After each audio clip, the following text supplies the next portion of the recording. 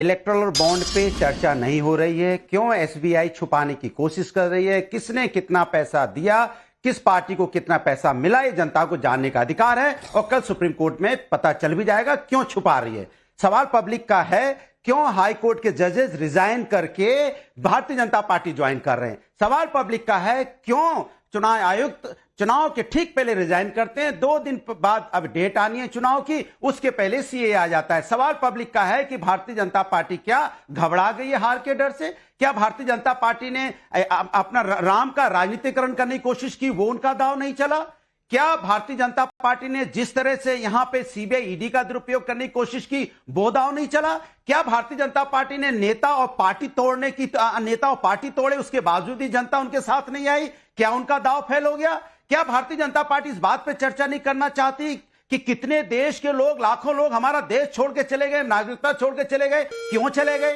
क्यों हमारे देश के लोग रोजी रोटी के लिए विदेशों में जा रहे हैं? उन्हें क्यों नहीं रोक पा रहे हैं? और क्यों हिंदुस्तान के अंदर में हिंदुस्तानी प्रताड़ित हो रहे हैं? क्या किसान हिंदुस्तानी नहीं है? क्या युवा हिंदुस्तानी नहीं है? छात्र हिंदुस्तानी नहीं है? या महिला हिंदुस्तानी नहीं, जिनको घसीटा जाता है? ये सवाल पब्लिक का है। जनता जानना चाहती है कि चुनाव के कुछ दिन बचे हैं, भारतीय जनता पार्टी यहां पर डिवाइड एंड रूल करने की कोशिश में आ गई। अब वो नफरत की राजनीति को बढ़ावा देना चाहती है। क्यों भाई? आपको क्या जरूरत पड़ी थी? आप इतने दिन तक इंतजार करते रहे कि भाई इलेक्टोरल बॉन्ड की चर्चा ना हो जाए, इसलिए आप आज ही लेके चलिए आपको 60 सेकंड की बजाय मैंने कम से कम 120 सेकंड दे दिए, तो आपने कई सवाल पब्लिक के उठाए हैं। कम से कम आज आप नफरत तो मत फैलाइए, क्योंकि आपको जरूरत नहीं है। बीजेपी वैसे ही बैकफुट में है, अगर मैं आपकी बात समझ रही हूं, उनके सारे दाव विफल हो चुके हैं। और तीसरी बात, इलेक्टोरल बॉन्ड की आपने बात कही। अनुराग भदौरिया जी, एक बार ये तो कह दीजिए कि इस देश का कोर्ट जो है वो निष्पक्ष है,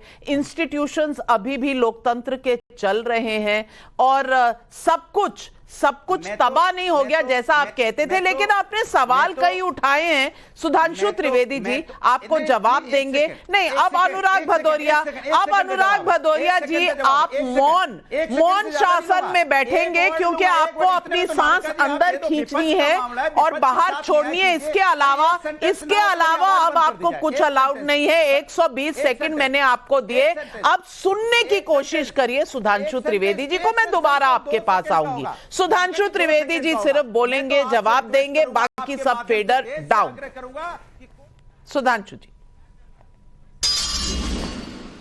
देखिए, अभी बहुत हिलते डुलते उग्रता के साथ हुंकारते फुफकारते हुए जो कुछ अनुराग भदौरिया जी ने बोला कि उनकी नजर में पब्लिक के सवाल हैं, तो अभी संसद का सत्र समाप्त हुआ है। इनके कितने नेताओं ने सवाल उठाए? मैंने तो नहीं देखा। ये कह रहे चुनाव के समय ये मुद्दे बहुत इंपॉर्टेंट हैं, तो अखिलेश यादव जी को इन मुद्दे पे कोई स्ट्रक्चर्ड प्रेस कॉन्फ्रेंस करते हुए तो नहीं देखा, या ये सिर्फ टीवी पर आकर डिबेट के दौरान हाथ पांव हिलाकर बोलने के लिए है? क्यों नहीं आपके नेता आकर स्ट्रक्चर्ड कॉन्फ्रेंस? बताइए, इंडी गठबंधन के लोगों को आपस में लड़ते देखा, एक दूसरे पे आरोप लगाते हुए देखा। अभी संजय निरुपम और जो शिवसेना वाले हैं वो बयान दे रहे, क्यों नहीं इस पे बोल रहे हैं? जिसको आप सब पब्लिक के मुद्दे कह रहे, बोलिए ना देश की अर्थव्यवस्था फैलाने पे। आपको पता है कुछ नहीं हो सकता। अब मैं बताना चाहता हूं, मुझे तो आश्चर्य हो रहा है, इसमें डिवाइड एंड रूल कहां से नजर आ रहा है। सुनिए अनुराग जी, मुस्कुराइए, पर अभी आपको एक फैक्ट बताता हूं। 2003 में गृह मंत्रालय ने सिटीजनशिप अमेंडमेंट एक्ट के लिए कमेटी बनाई थी। उस कमेटी के चेयरमैन थे स्वर्गीय प्रणब मुखर्जी, और उसके एक प्रमुख सदस्य अनुराग भदौरिया जी जानते कौन थे? श्री जनेश्वर मिश्रा। उनसे बड़े समाजवादी आप नहीं हैं। उसने कहा था कि पाकिस्तान और बांग्लादेश की माइनॉरिटीज को सिटीजनशिप देना है, और उस कमेटी के बिंदु क्रमांक 9 में लिखा था मेजॉरिटी को नहीं देना है। मेरे भाई, अब ये छोटे लोहिया जनेश्वर मिश्रा सही थे, या अभी आपके जो छुटके नेता हैं, मतलब बड़े नेता मुलायम सिंह जी थे, उनके पुत्र, वो सही हैं? अब बता दीजिए भदौरिया जी, आप ज्यादा सही हैं, या उन्होंने लिखा था कि मेजॉरिटी को देना है, माइनॉरिटी को देना, मेजॉरिटी को नहीं देना? आप जवाब दे दीजिए, मैंने सिर्फ फैक्ट बोला है। किस पार्टी को कितना मिला जनता जान जाए। जनता का भी तो अधिकार है, थोड़ा बहुत जनता को पता चल जाए। बता दीजिए इलेक्ट्रॉनिक बॉन्ड पे। आप सरकार में हैं, आप एसबीआई को डांटिए, फटकारिए उनको। डिजिटल का जमाना है, डिजिटल के जमाने में आप बहाना मार रहे हो। आप अच्छा, नहीं इलेक्टोरल बताना बॉन्ड पे चाहते भी जवाब भाई? दे दो। क्यों नहीं बताना चाहते आप? कोर्ट में जाइए, बताइए कल किसको कितना पैसा मिला, बोलिए प्रभु थोड़ा। अच्छा, जनता के लिए अब बोलिए। जवाब दे देते। बोलिए आप चुनाव आयोग क्यों रिजाइन करके चला अब गया? मैं- आ रहा है अनुराग नारिका जी, भदौरिया इनका जी, आप जवाब सुन दे दो। लीजिए, जवाब इलेक्टोरल को सुनने के लिए आप इतने आतुर हैं, जवाब सुन लीजिए। अब सुनिए भी भाई, आप लगातार बोलते रहते हैं नहीं, भाई, आप नॉन सुनने स्टॉप की- फ्रंटियर अब में आप इस तरह नहीं सुनने का चलता काम ना करिए। मामला। आप सुनिए, बोलिए और उसके बाद सुनिए। बोलिए आप छात्रों पे लाठियां क्यों हाँ, बरसाते दोनों हैं? एंड के बैट्समैन को खेलने का मौका मिलता है, ये नहीं कि जब वो ओवर चेंज हो जाएगा मैं दूसरे एंड से मैं ही बैटिंग करूंगा। अब सुनिए, मैं जवाब देता हूं। इलेक्टोरल बॉन्ड में हमको 6,000 कुछ सौ करोड़ रुपए मिला है, बता रहा हूं आपको। और ये जो आपके साथ खड़े हुए हैं, हाथ नचा के इनसे पूछिए, कांग्रेस को 1,133 करोड़ रुपया मिला है। अगर वो खिलाफ थे तो काहे लिया? कितना लिया? 1,133 करोड़। गजब है साहब, हम इलेक्टोरल बॉन्ड के खिलाफ भी हैं और हमने ले भी लिया। चलो ले लिया, आप कह रहे हो सरकार नहीं बता रही है, आप भाजपा से पूछ रहे हो, कांग्रेस तो बता दे, अपना बता दे 1,133 करोड़ कहां से लिया। और सुनिए, तृणमूल कांग्रेस, ये तो एक रीजनल पार्टी, उसने 1,092 करोड़ रुपया लिया है। सिर्फ कांग्रेस से 30 करोड़ कम, 1,092 करोड़ एक रीजनल पार्टी ने लिया है। बता दे अपना। मेरे भाई, हम पे आरोप लगाओ, बिल्कुल सही, अपना तो बोल दो। कितना दिया? या कुछ जानकारी के बगैर आके केवल हाथ पांव हिलाने लगते हैं। कितना दिया? भाई, ना आप उस कमेटी के बारे में जानते हैं, ना हमने तो अपना बता दिया इतना दिया। और हमारी अगर हमने 6 गुना अधिक पैसा हमारे पास आया है प्रभु, तो बताइए, कांग्रेस से 6 गुनी अधिक हैसियत किसको हमारी कितना है। दिया प्रभु? कांग्रेस की जनता ये 52 जानना सीटें, हमारी चाहती है। 303, 52 into 6 कर लीजिए तो हमारी 6 गुनी है। कितना बस ये दिया? बात समझिए, सवाल ये रिपीट नॉन कर रहा स्टॉप हूं। बोलने की किसने आदत छोड़िए। किसको कितना- आज जो हाथ जोड़ रहे हैं, हाथ कितना जोड़ के बता दिया? दीजिए, इंडी गठबंधन वालों से कहिए कि अपना तो बता दे, फिर हम तो पूछे। सर प्रभु, बगल में बता तृणमूल दीजिए, वाले अपना बता दे, फिर हम तो जनता पूछे। की तरफ से हाथ जोड़ रहा हूं प्रभु, किसने किसको कितना रुपया दिया? अरे भैया, अब तो सुप्रीम कोर्ट ने कह दिया है ना, अब तो सुप्रीम कोर्ट ने कह 2003 में गृह मंत्रालय ने सिटीजनशिप अमेंडमेंट एक्ट के लिए कमेटी बनाई थी। उस कमेटी के चेयरमैन थे स्वर्गीय प्रणब मुखर्जी, और उसके एक प्रमुख सदस्य अनुराग भदौरिया जी जानते कौन थे? श्री जनेश्वर मिश्रा।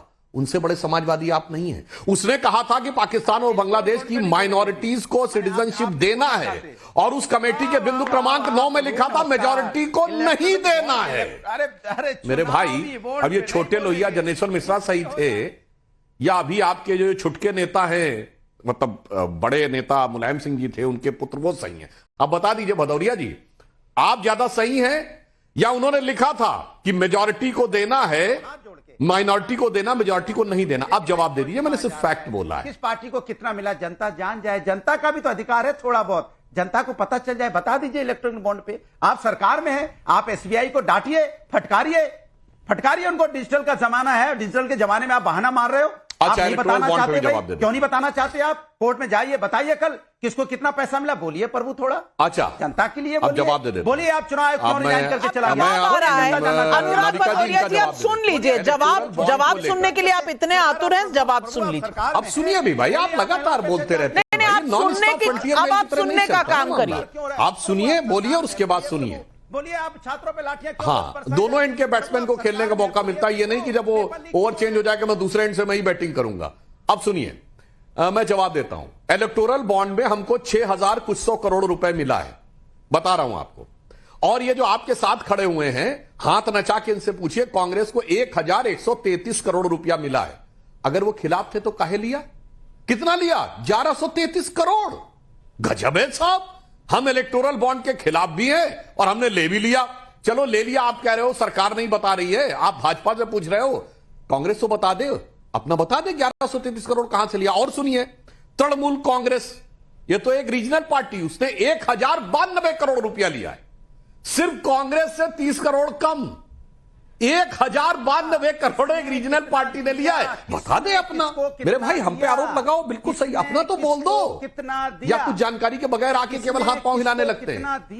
भाई, ना आप उस कमेटी के बारे में जानते हैं, ना हमने तो अपना बता दिया इतना दिया। और हमारी अगर हमने 6 गुना अधिक पैसा हमारे पास आया है प्रभु, तो बताइए, कांग्रेस से 6 गुनी अधिक हैसियत हमारी कितना है। दिया प्रभु? कांग्रेस की जनता ये 52 जानना सीटें, हमारी चाहती है। 303, 52 into 6 कर लीजिए तो हमारी 6 गुनी है। कितना बस ये दिया? बात समझिए, सवाल ये रिपीट नॉन कर रहा स्टॉप हूं। बोलने की किसने आदत छोड़िए। किसको कितना- आज जो हाथ जोड़ रहे हैं, हाथ कितना जोड़ के बता दिया? दीजिए, इंडी गठबंधन वालों से कहिए कि अपना तो बता दे, फिर हम तो पूछे। सर प्रभु, बगल में बता तृणमूल दीजिए, वाले अपना बता दे, फिर हम तो जनता पूछे। की तरफ से हाथ जोड़ रहा हूं प्रभु, किसने किसको कितना रुपया दिया? अरे भैया, अब तो खिलाफ में बोलो सुप्रीम ना, कोर्ट ने कह दिया है ना, अब तो सुप्रीम कोर्ट ने कह दिया है स्टेट बैंक ऑफ इंडिया दे देगा और इलेक्शन कमीशन वेबसाइट पे डाल देगा, तो अब इतने ज्यादा एक्साइटमेंट की जरूरत नहीं।